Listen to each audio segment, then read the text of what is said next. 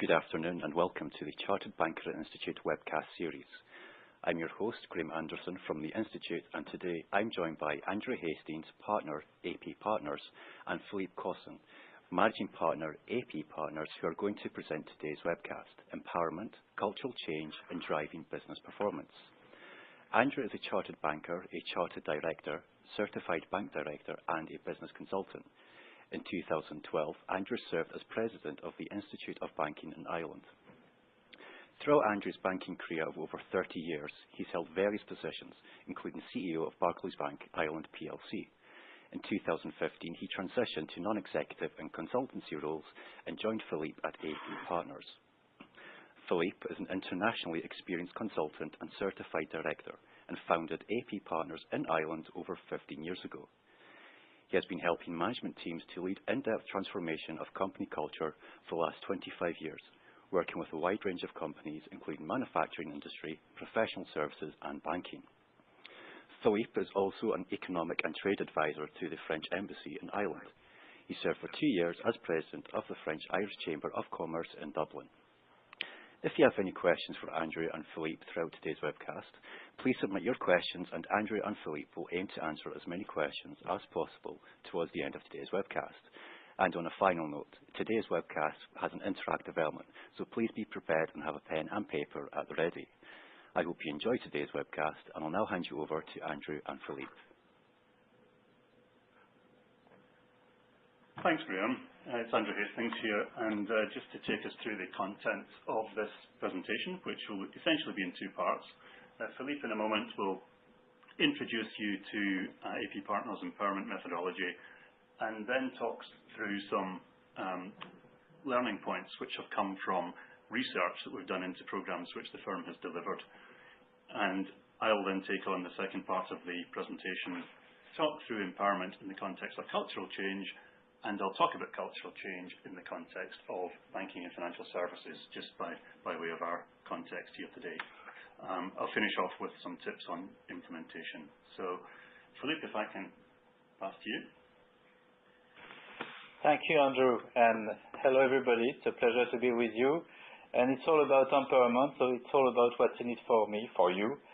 The purpose of today. So let's go into empowerment. So here is a model that you will find on the presentation when you want to get it. What's important is that in that model is that you see there are three elements: ownership, autonomy, and vision. And this model was built with companies when we worked with the Sorbonne University to answer a question that was asked by the people, by the managers of industry and banks, is how do the people, when take ownership of the new management methodology? Because what happened is that when the consultants were on the workshops, people were doing well and it was good. But then when the consultants were gone, people were returning to the old ways. And from that we built this model with ownership, autonomy and vision. And the methodology we are going to look at today is how to make this model work. So we have a 3 steps methodology. The first starts with defining we work with the strategy framework with the company to establish how the critical competencies, so new competencies, can allow the company to create an advantage. And this is different from other cultural methods where we talk about having a top-down message. Here we are going to build on critical competencies. Then the second part is really the empowerment program, where people will work and take ownership of these competencies as a team. This is a very element, we'll come back, very important element, we'll come back on it later as a specific part of our method.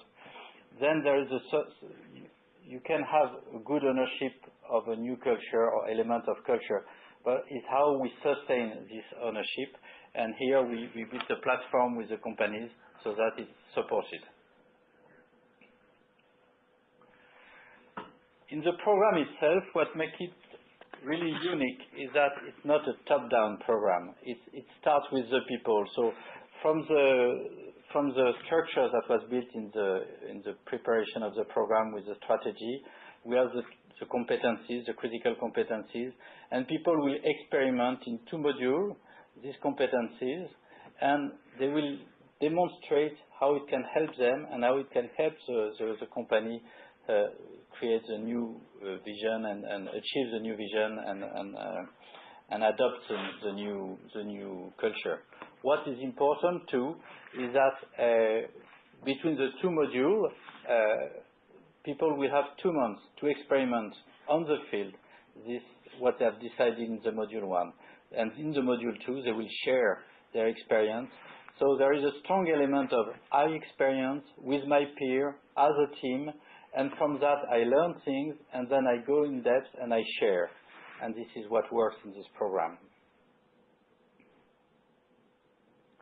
So if I'm a participant to an empowerment program that aim at change the culture, at improve the culture, what will I do? First, I will try experiment competencies in my environment.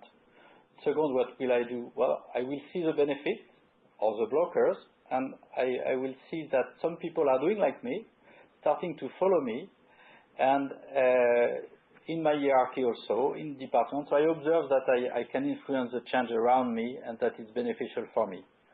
And the next step I will do is that I will improve. I will be able to mobilize resources to make these things that I've decided. They are limited things, but they make a change, and people will work with me to make it work. And that's really the crux of the change. Then at the end, of course, I will have to learn new practices and to improve that. So that's how I live an empowerment program to change culture. And a key element is that in this program, change starts with me. I'm a participant, I'm allowed, I'm asked to contribute to the change. And so it's very simple, it's a simple model, maybe some of you have used it, is that at the end of the module 1, I'm very clear on what do I stop, what do I want to stop, what do I want to start, what do I want to do less and do more. So I'm an active member of the strategy of the change. Yes. And then it creates collectively something completely different in the company, and by step, of course, and new behaviors and way of doing appear. Some behaviors are stopped, and of course do more and do less, and that is linked to business benefits, which is important because we in the framework, in the way we interact with the team, we always allow them to make a link between behaviors, practicing, and business benefits. If we look now at a timetable, which is a bit provoking for a lot of culture program, well, what we do things by small steps and big shifts. So here it's a 6 month, and it's what we want, is that we don't want very long program. We want to achieve steps that people can see the benefits and can see the benefits for the culture and for the business.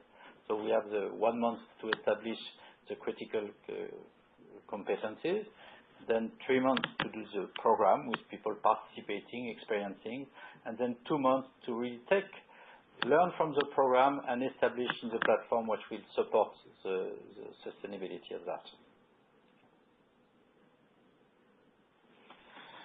So using this program, and we have been using this type of methodology for a number of years and with a lot of companies, we have done studies in the last 2 years, and we are focused on 3 big companies from completely different industries. And what is specific in this study is that it's not about survey, it's about observing for real what people are doing, what people are learning, and what happens and the link with the business.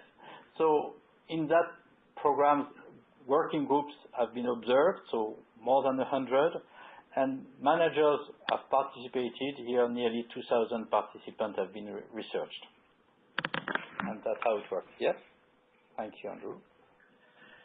And now, through this research, we are back to the change and change of culture. So the first question we are asking is what inhibits people initiative? What stops them, really? What blocks them to adopt the new competencies that are necessary for the culture. So you can have a quick look at the 5 elements here, and maybe you can ask yourself, what is the most important, the most significant of them?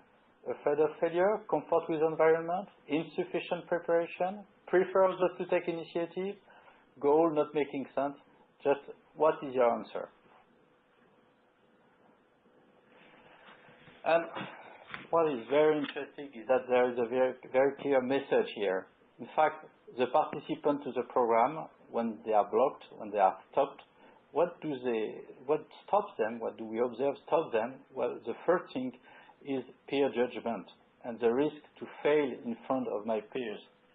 So you see that a key important thing. So how the program is going to help the people be confident that in their own environment they will have a good feedback, a positive feedback and support. It's not much about the boss saying yes or no, it's good and not good. The goal, of course, makes sense. The environment has an importance, but it's about how do we allow them to feel comfortable with the feedback they will receive with their peer. Second question, now people are taking the initiative. So what enables them to take the initiative and really lead others in practicing new competence? So here you have the elements that we found, and being trusted and supported, consensus on vision and goal, coordination, duty, rules, conviviality, positive environment, all these things, reward recognition, of course. So what do you think is the most important one? Just take 2 seconds to think about it. What is the most important? And maybe the lesson, and we'll see together what is the result. Okay, so let's go to the result. And that was a real surprise for us, is that we had done a lot about the consensus on vision and goals, which is really important, and you see it's important. A lot of talk with our client on the reward, the recognition, of course. But now when we observe what is really enabling the people to take the initiative, and it's a very deep motivation, because it's a motivation of belonging. So it's how do I contribute? How do we win together? And some people you would observe in these programs would have done things that didn't make a lot of sense to them personally, but just to be part of the team effort, just to be for solidarity with the others. Now the next question, if we want the success to be really happening, the change to be really happening, is that when people take an initiative, is that it's successful. And the research we did show 6 elements. Invite people to participate, keep at it, I like this one, start, take the risk, make a simple proposition, the fact of preparing, doing trial and error, risk mitigation, and support, communicate the rhythm and positive attitude. Here again, what do you think is the most important one? Yes. And in fact, it's very, very significant. It's a fact to invite people to participate. So ask the people that you involve in a change program to participate and to invite others to participate. It is where people will have the most impact, feel more confident, and create this desire to belong and to be part of it. So the first criteria is really, and that was also a surprise that it was so significant, but here we are very sure of that. Then make a simple proposition, so you don't need the big scheme at ground level. People need simple things that they try and it works, and then they will do the next simple things, and every day they do a new simple thing. That's very important, and keep at it at the end, but I think it's important too. So the next question is, okay, people are taking initiative. It's successful. Is that enough? No. We have seen so many programs where people start to do things, but then it's not sustained. So to sustain this program of change, people have needs. They have new needs because it's new culture. And if we look at the topics that arise from our research, we will have the communicate with stakeholders. We know that. The delegation, always part of programs. Innovation, okay, you understand that now. Mobilize resources. Okay, why? Systemic role. Systemic role is something new. It's part of a matrix, part of big organization. How do I influence laterally, vertically, and outside the company? Teamwork. And time and priorities, of course. So now let's look at what is the most important together. And that also for us was a surprise. We knew this criteria, but it has taken a bigger part than it was in the past. It's how do I mobilize the resources to practice the new competencies?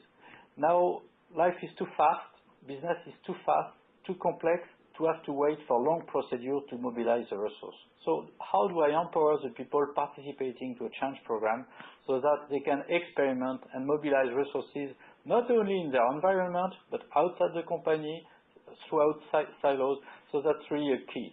And then you will find teamwork, delegation, time and priorities. But all the points here in this research we found has to be taken into account, because for some people it will be more communicate with stakeholders, for some people it will be time and priorities. So you need to work with all. And now what we find is very, very important when you are changing the culture is to measure.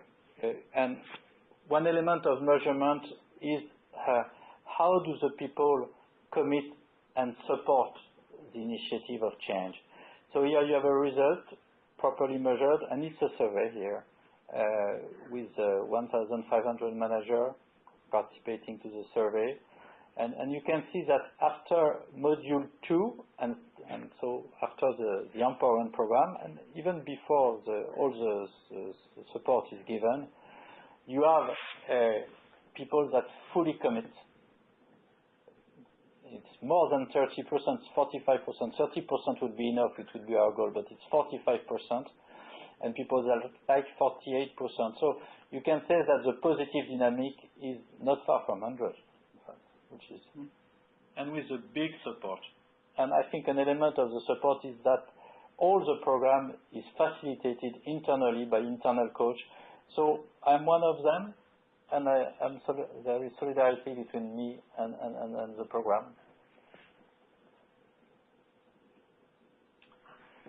So to wrap up this study, what we can say is that if we are back to the step we saw at the beginning, well, when you try, one very important value is you can fail positively. There is no blame culture. It makes sense to me. And we prepare collectively. It's the solidarity aspect which is important, and we mitigate risk. To succeed, invite and trust, simple invitation. Of course, taking the risk. So what will create the environment that make people take the risk? Some will take it, and they will lead others to take it. Quick wins. People can see the result, the reason, and positive. Then we saw that improve, to really sustain.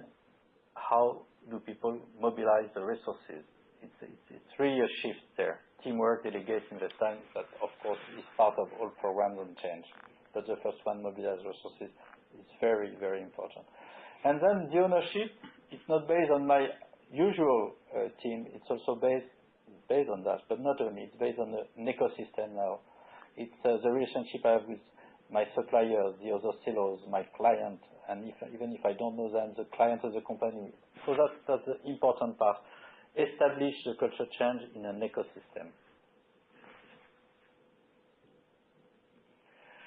So here maybe we make a little pause, and thank you for listening, but there was a lot of information into that, so maybe take a little time with your paper and a pen and what's in it for you that can interest you to use empowerment in the context of cultural change in your organization.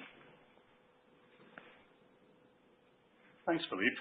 So I'm going to take the discussion closer into the field that most people on this call will be involved in, which is financial services, banking and financial services.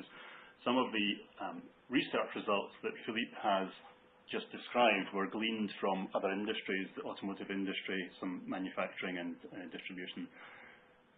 Like all good presentations, I have to start with a definition here of culture. We like this one. It's stood the test of time. That culture consists of the solutions that a group of people develop to answer the basic questions and problems of life. And these solutions differ from group to group and are transmitted from generation to generation. So this one has stood the test of time for us.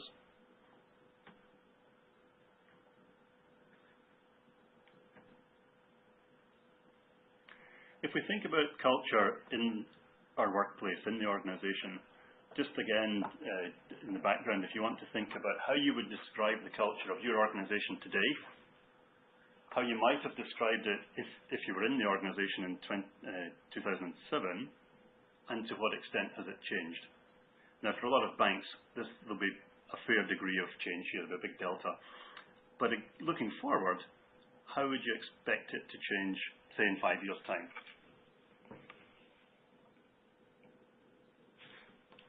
If you think about the context of banking and financial services, for those who lived through it, just a recap, what we experienced was in 2007-2008, effectively a catastrophic failure of both corporate governance and financial regulation.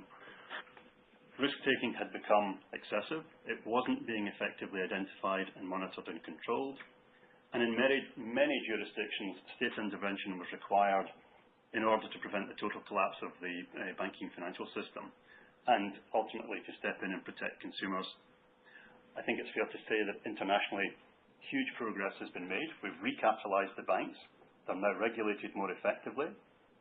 There's been a strong emphasis, and on day one you can understand a strong emphasis on rebuilding the capacity to absorb shock. Banks had to simply hold more capital. And the cost to society, as we know, has been enormous. We're still feeling the effects. It depends on which jurisdiction you're taxed, but you can be sure that in many we're still paying for the problems that were created. The question is, could it happen again? And my proposition is yes, it could. I think that we can overhaul and improve the processes and procedures we use to identify and control risk. Absolutely, we can hold more capital to underpin the risk-taking, the capacity to absorb shock. But guess what? I think we might need to, because unless we change our behaviours and cultures, for me, that is the best way to reduce the risk of a fresh crisis in the industry. We just need to change culture, conduct, behaviour, and basically we have to live by a set of values and exercise attitudes and behaviours and take ownership of this both personally and collectively within the organisation to make the real difference. That's my proposition. There's been a wide professional response to the crisis we experienced. I think it's fair to say that conduct risk and reputational risk are probably now better recognised concepts. There's definitely been an international move to raise the bar in both conduct risk, in reputation risk management, and indeed in governance generally within organisations. And then we can clearly improve the extent to which corporate governance and regulation protect an organisation and indeed society from downsides. However, again, I would propose that it's only by changing values, attitudes and behaviours that the organisation will thrive in this new environment. So, for those who are chartered bankers on the call, I can include myself in that, we're bound by the Chartered Banker Code of Professional Conduct, and this identifies the ethical and professional values that we need to live by. There's a link there, and indeed the code has been uploaded onto the pack, which you can access later on.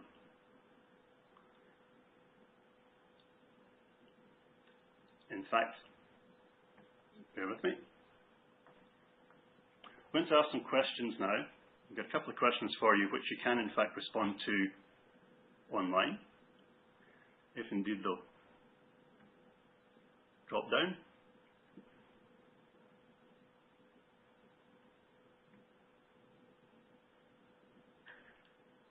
Bear with me.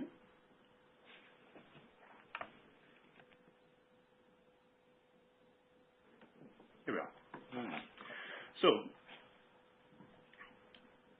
the first question which I'd like you to rank on a scale of 1 to 5 is, and 5 being high, to what extent do you feel that the culture of your organization is likely to lead to long-term sustainable success? And if you'd like to submit your votes.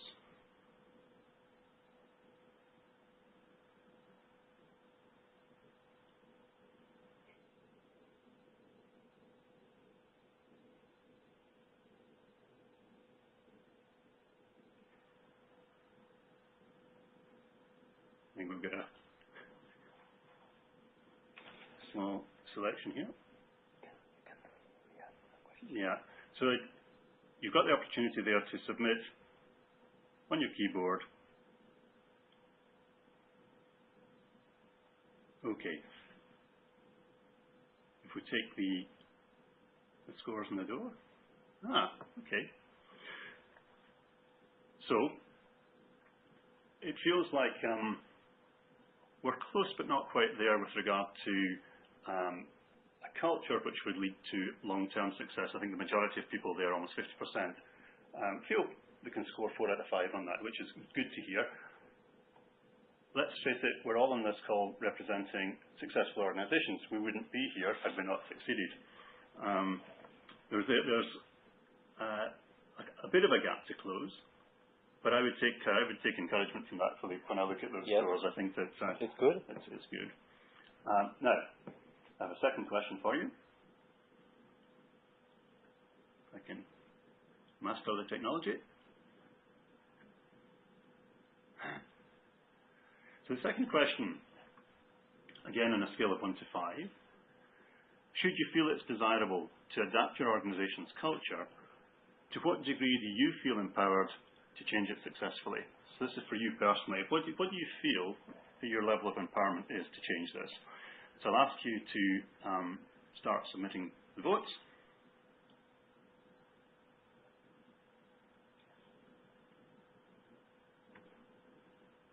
So the system is open now if you want to submit a vote on this one.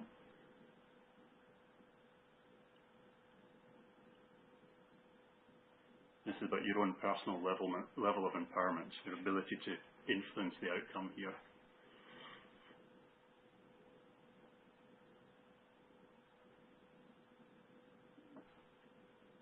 Okay, so let's see what's come out of that. Very even distribution now. Still voting. Still voting, yeah. But there's a good spread there, a wider spread, and I think, more people feeling perhaps their ability to influence the outcome here is more limited. It's good. It's still a good, we've still got some good scores there at the higher end, so roughly a third each. Okay, so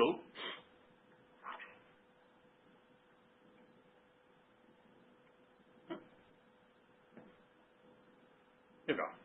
So the good news is that where you have a gap between either the desired culture and the actual culture, or indeed your ability to influence things the way you'd like, it is possible to calibrate this gap.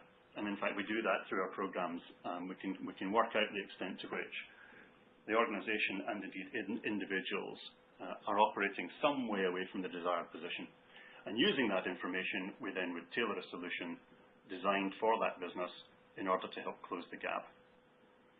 Once we've carried out that exercise and carried out the program, we help the organization to transfer the learnings and the new culture into the organization and establish a platform for its ongoing continuity and support. So to Philippe's point earlier on, when the consultants leave, it doesn't all go back to square one.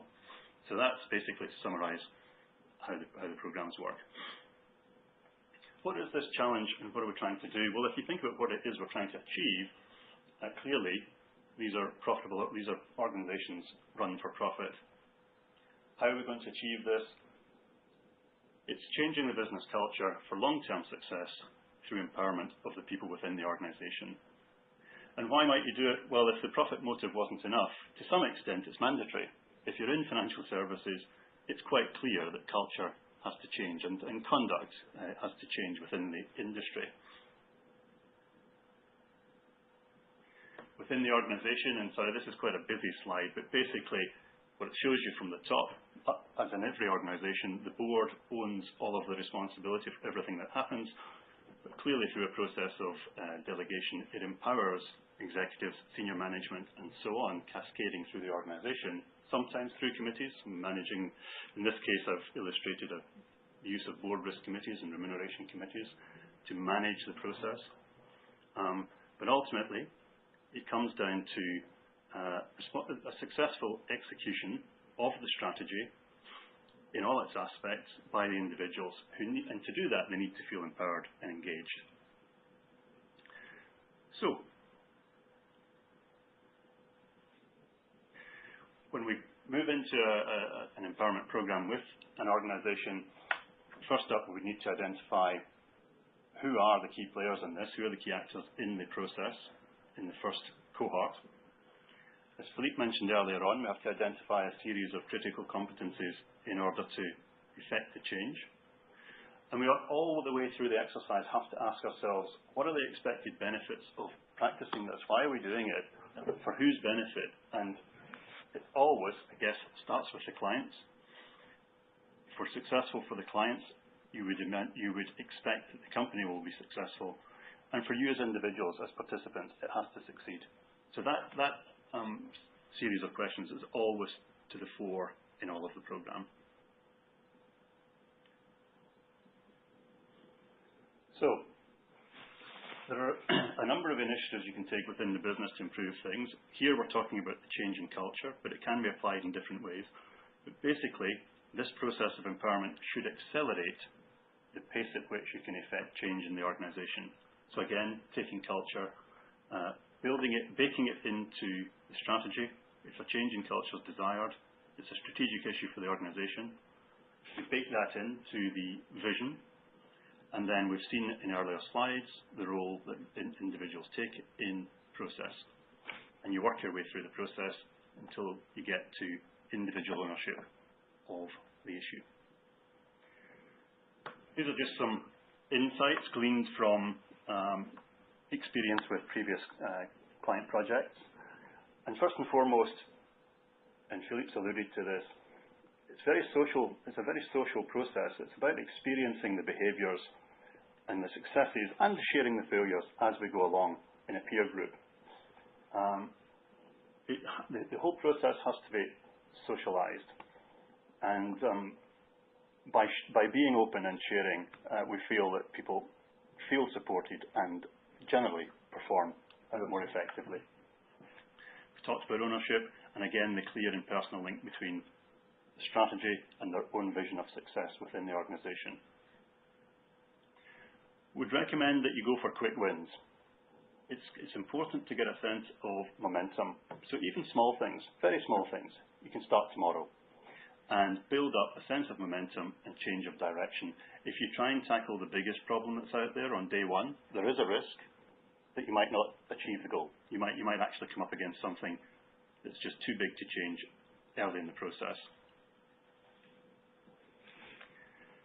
In this, the fourth point I've got there, that potentially everyone in the organisation can lead in this process and in this experience.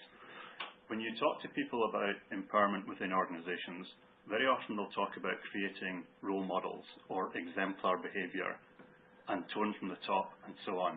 And that's absolutely true, that's useful, it's part of the process. But on its own, it's not enough.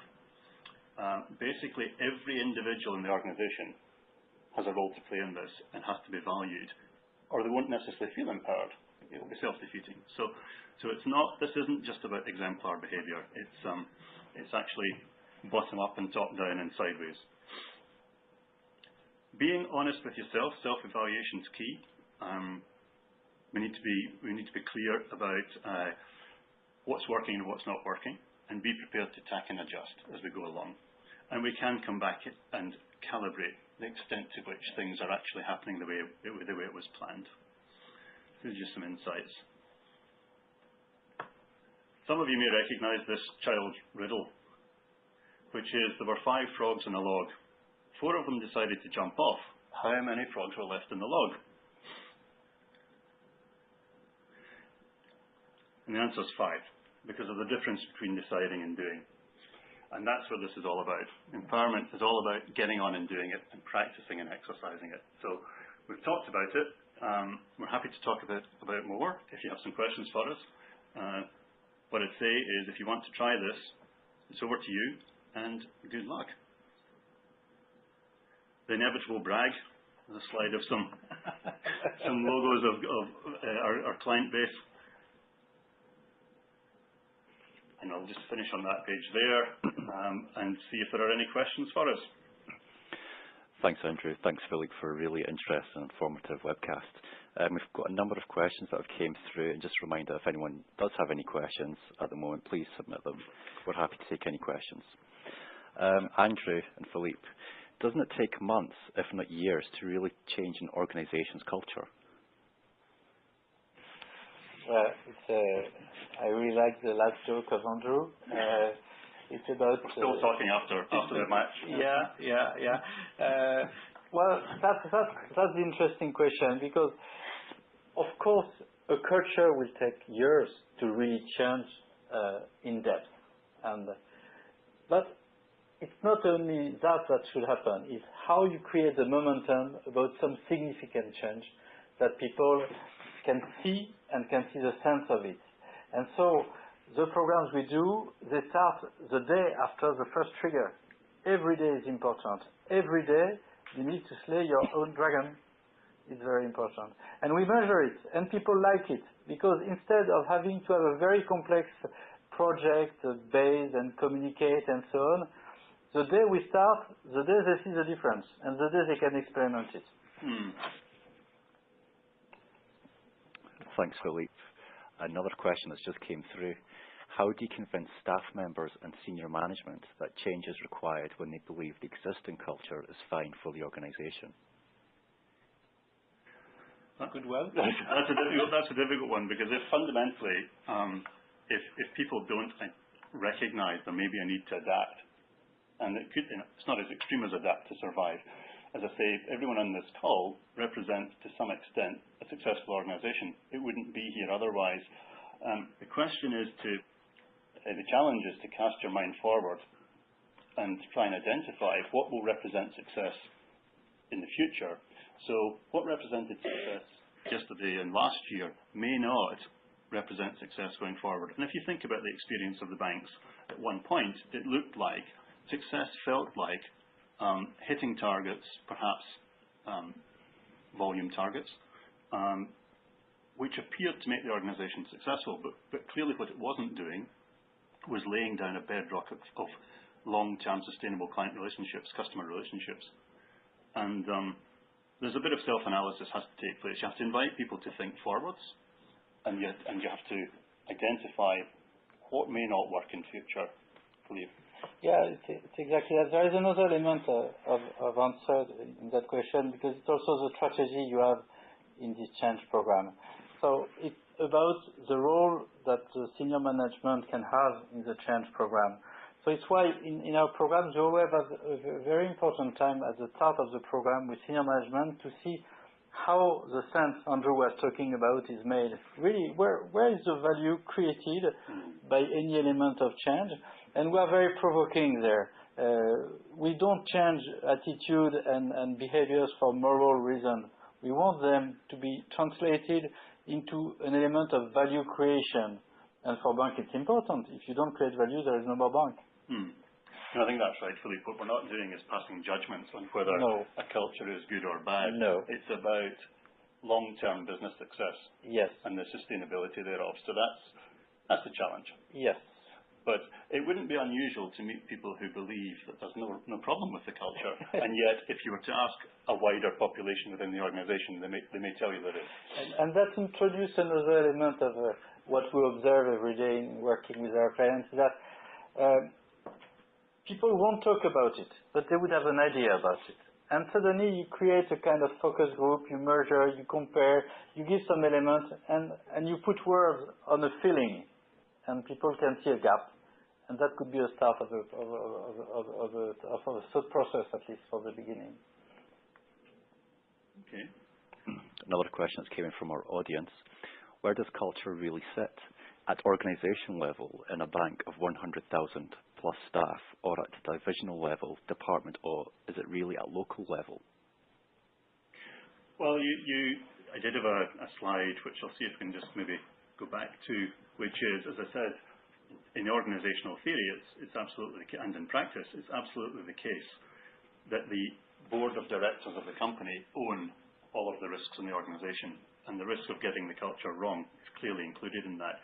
But what we then go on to suggest is that every individual in the organisation has their part to play in this, and if you don't live by the values which the company has suggested will lead to long-term success in its culture, then it doesn't work.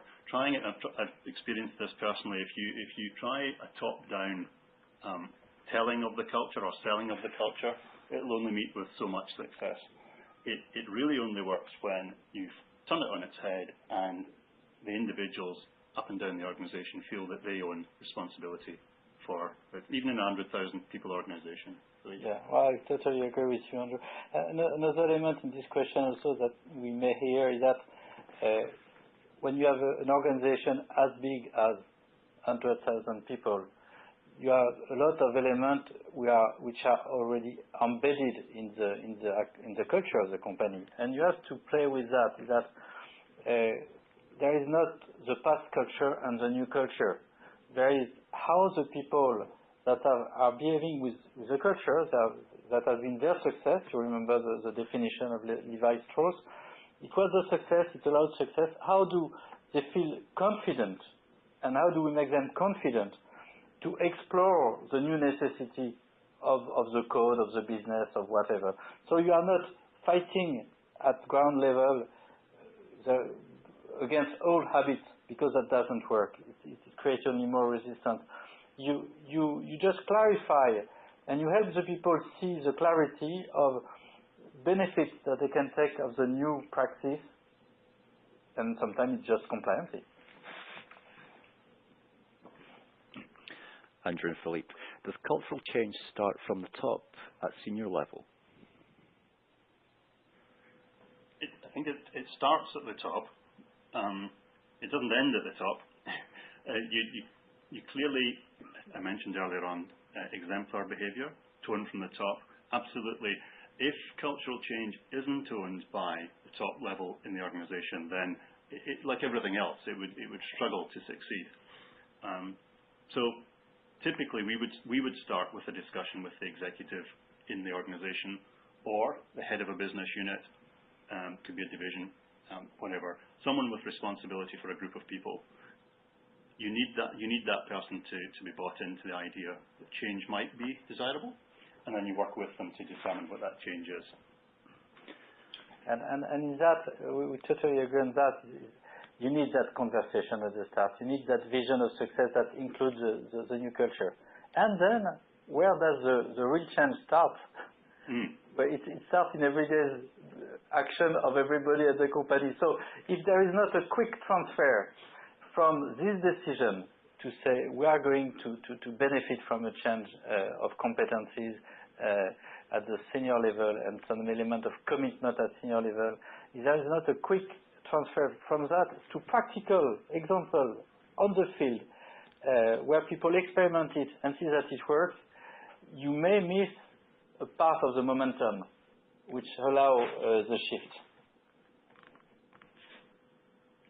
We have a few more questions that have came in, and just a quick reminder, if anyone does have any more questions, please do feel free to submit them. Another question, do you feel it is possible to audit culture in an organisation? That's an interesting one, Graham, and a topical one for those in businesses regulated by central banks and financial regulators. They'll be aware that there's a move towards the potential to audit culture within the organisation. It's interesting to an extent, and Philippe can talk to this. Effectively, in a way, that's what he's been doing for a number of years, is doing a position audit on culture, helping the organisation to move, and then recalibrating, how far has the organisation moved.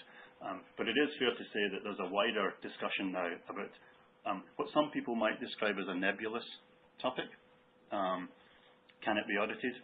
The simple answer is yes. And going forwards, there's a piece of work to be done. In fact, we're working on that with another firm just now to come to methodology to put some framework around this, because it's clear the direction of travel is that culture is going to be focused upon by regulators within financial services, and therefore they'll need to be able to somehow calibrate and audit what's going on. So, in fact, Philippe's confirming what I said about the work he's done in the past is exactly what he was doing. It's just in the modern parlance, it will be more formalised, I think. Yeah. Andrew and Philippe, how will you know when an empowerment programme has actually worked? What evidence is there? Well, if there was just one evidence, and I will talk then about the technical measurements, but if there was just one evidence, you listen to people, you observe people, and are they comfortable in practicing the new competencies? If you see that, now you are happy that the empowerment program has worked and that people have taken ownership. And we have seen that so many times. People that were used to do things in a way and that now are doing it completely differently, and they don't even know why they do it differently. That's a good thing. Now, we measure in our programs, we measure different things and we measure them systematically. We measure the level of ownership. How do the people own the competence? We have elements for that. We measure the level of support to the program. We observe the practice of the new competencies, and we link that to the results, the business results, to see if there are questions that are raised. So this is part of the things that we would measure in a program. Thanks, Philippe. We just have time for one more question. How do you make sure that any improvements in individual and team empowerment are lasting and not just temporary? So that's the important question, and it's a business question really, is that how do we make sure, I don't know how we make sure, I'm not sure we can make sure, but what we do is how do we support the fact that the new cultures, the new ways of doing are really sustained. It's where the platform part of the method is very important, and it starts on the first day. It's what is structuring, what is supporting, what is continuously informing the people of the organization that they are in the right direction. So it can be practical things, practical organization. It can be the way people are recognized. It can be the way the career are defined, the way what has an impact. It's also very important, and this is always a shift in organization, the way the goals are established. Do they take in establishing the goals the new way we want to function? And also, to support that, what happens when people are performing while proceeding out of the culture? So it's about the discipline in a positive way. I'm not talking disciplinary, I'm talking like in rugby. You decide the tactic, what happens to the guy who is not playing with the tactics. Very important for the culture. Then there are positive inside that you can put and works very well to sustain that. If I give an example, the award, the collective award. If you see the impact of the Nobel Prize on our civilization, you can understand that. So we do the same with company. And not only the topic of the award, but the way we organize, who is evaluating, who is deciding what is good, what is recognized, and so on. So these are elements of the platform. Now, of course, you can't do anything. Well, you can, but it's much more efficient when you can also bring into that all the new technologies, the digital. So we have ways of introducing the digital aspect to support the ownership of the new functioning. Thanks, Philippe. Thanks, Andrew. For members of the Chartered Banker Institute, today's webcast can be recorded as part of your ongoing CPD.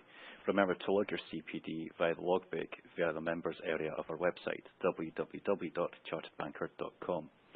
The slide pack will be available to all listeners after today's presentation, along with bios of both Andrew and Philippe, and also a link to the Institute's Code of Professional Conduct. We welcome your feedback on today's webcast, and finally, I'd like to thank you, the audience, for your participation, and thanks for listening. Thank you. Thank you. Thank you.